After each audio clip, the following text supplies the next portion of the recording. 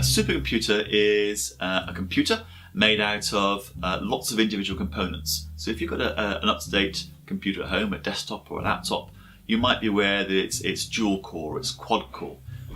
That means it's got 2 or 4 processing units inside it, and each one can do its own separate calculations. And with the appropriate software, you can make those 2 parts work together on a single calculation to do a calculation in half the time. With the computers we have at the University of York, the physics department, we have our own baby supercomputer, and that can have up to 256 processors working simultaneously, 56 cores working simultaneously. The University of York goes up to a couple of thousand processors. When we go to the national supercomputer, we're looking at 120,000 processors working on a project. So they don't let everybody get access to it, and they don't let everybody have access to the whole thing. So typically we work with maybe 1,000 or 2,000 processors at a time to do our calculations.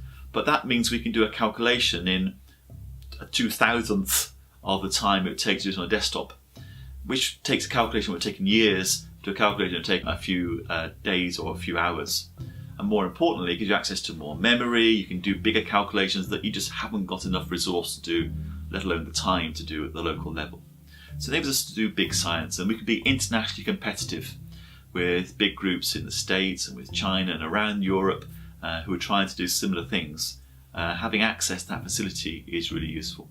Within York, within physics, one of our specialisms is the ability to develop computer programs that can do this high-performance computing. Colleagues in the magnetics modelling, they developed a code they call Vampire, and that's modelling the magnetic structure of a material, looking at things like computer hard disk materials.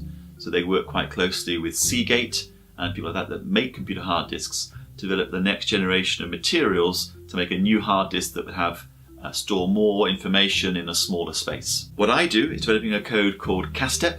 This is developed by my group and also colleagues at other universities, Durham and Oxford and Cambridge and London.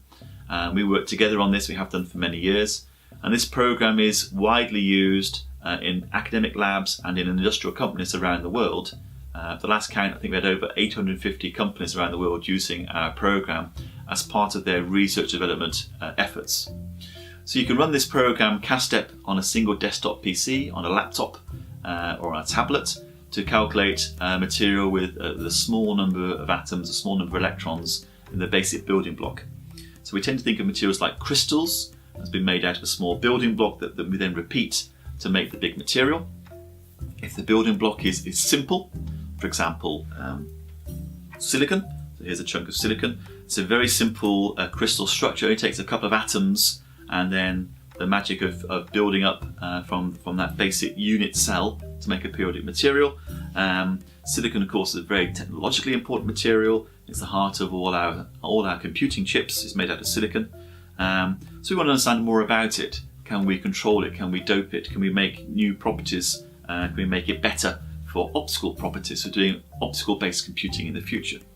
Or we're also looking at spin and making a spin-based version of electronics called spintronics as a future technology.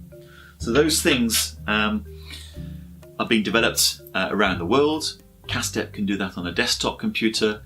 As you make the material more complex, you put in more atoms and defects, and you go from a perfect crystal to an imperfect crystal.